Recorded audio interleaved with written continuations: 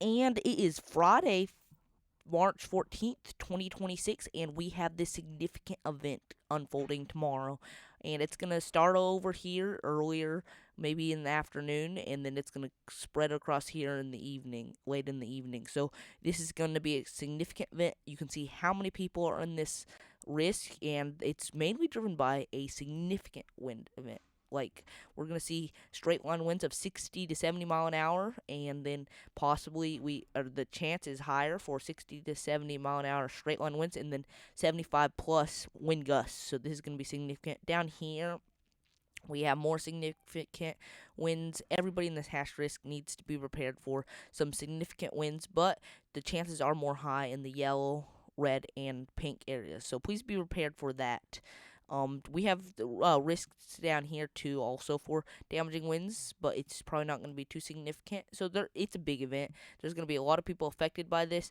We're going to see several destructive severe thunderstorm warnings, possibly. I'll more than likely go live for this event. We'll see what happens there, and I'll give you more details. But I'm going to go ahead and give you pretty good details today. We have this.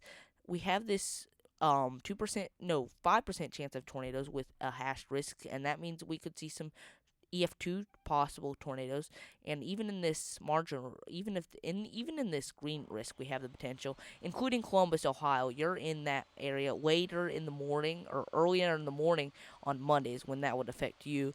So there's going to be a lot of people affected by this, and I would be prepared for a significant event with tornadoes possible, but you might not even notice the difference. You're going to be dealing with destructive winds possible, and then if there's a tornado, you might not even notice the difference. So the damaging winds are dangerous because they're going to spread a lot more than the tornadoes will. And the tornadoes probably won't be long lived because the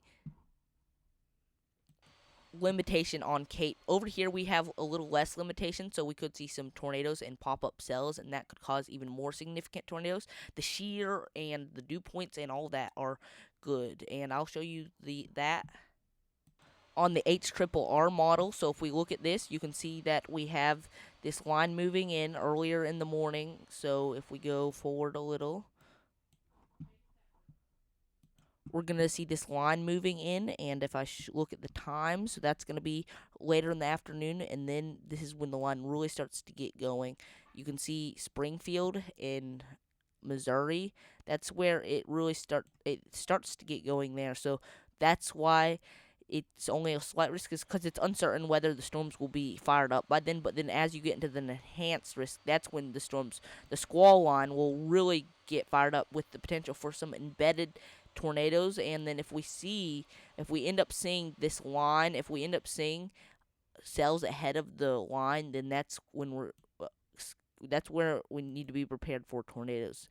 And so I'll probably be going live for this, but this is just a significant wind event. That's what it looks like to me. But we do have these cells, and it looks like they have the potential for some embedded tornadoes, and they just go up farther. It just gets less significant as you go further north, and then down here even is significant, and then it kind of tampers off down there. So it's going to be a pretty significant event with Columbus, Ohio. You're kind of in it, so I would be prepared earlier in the morning on Monday. And I think that's pretty much all for that day. But then guess what? It doesn't stop there. It just goes on to the next day, and that's going to be more of a tornado threat. That's going to have a bigger tornado threat over down here, especially when we have these pop up cells ahead of time.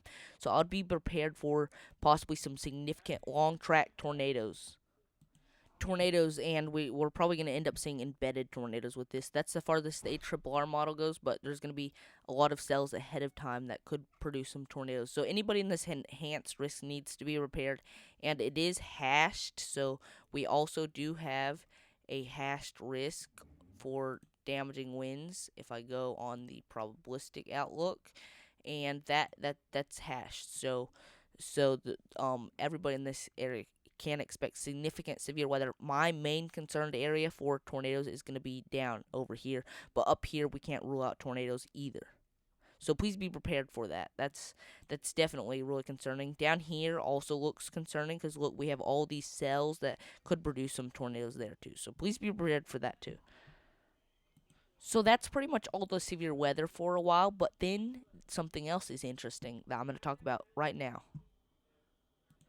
There's going to be people that are affected by snow. Right behind the line, there's going to be a snow area of heavy snow possible. So, a lot of people down here, it's really uncertain, just really uncertain. I'm talking really uncertain of the chance for snow. But there's going to be people in these areas that are going to deal with some snow. So please be prepared in the Ohio Valley, especially for some snow, and down here. So, and including West Virginia, you can see all this heavy snow up here too. There's going to be a major winter storm up here. So it's a big mess, and it's going to be followed by really cold weather, a sharp cold front. That's part of the reason why we're going to see all the severe weather, is because it's a sharp cold front that's pushing through, and it's causing the severe weather to happen. Like on one end, we're seeing 60, and the other end, like a couple miles on the other end of the cold front, we're seeing 40. So that's a 20-degree difference in just a couple miles, which is crazy. So while it's warm now and all of Sunday pretty much, it's going to get really cold over the next few days before it warms up again. You can see this cold front, and you can see that on one end we're seeing a really warm temperatures. It's less sharp because this is the GFS model, so it's kind of uncertain. But on some of the higher resolution models, it is a lot more sharp, and that's probably what's going to end up happening. This is just not so sharp yet because the GFS model isn't so good with that. But you can see this cold front that's going to bring cold temperatures. Then eventually we're going to warm back up again, and that's when our lull happens with warm temperatures. And then if I go to the jet stream up there, you can see there's kind of a ridge building up for a little bit, and that's going to limit severe weather for a while. But then as we get into later March, that's when we need to be prepared for severe weather again. So these two events, that today and tomorrow, are our last events. You can see how strong these winds are. These winds are extremely strong, and that's part of the reason why we're seeing all the severe weather.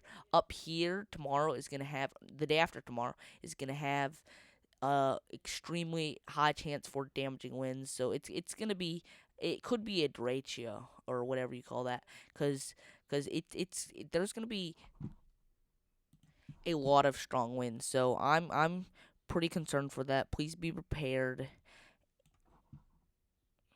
And I'll give you more details tomorrow. I'll either put out a video or something. I'll put out something tomorrow. I'm probably gonna go live, like I said earlier. So I'm gonna put out something tomorrow, and I'll probably give you more information there. So subscribe to my channel and turn notifications on, that we don't miss out on any new videos. If you want local weather for your area, just go to forecastmatt.com and you'll see what's there. And I'll see you in the next one. Goodbye.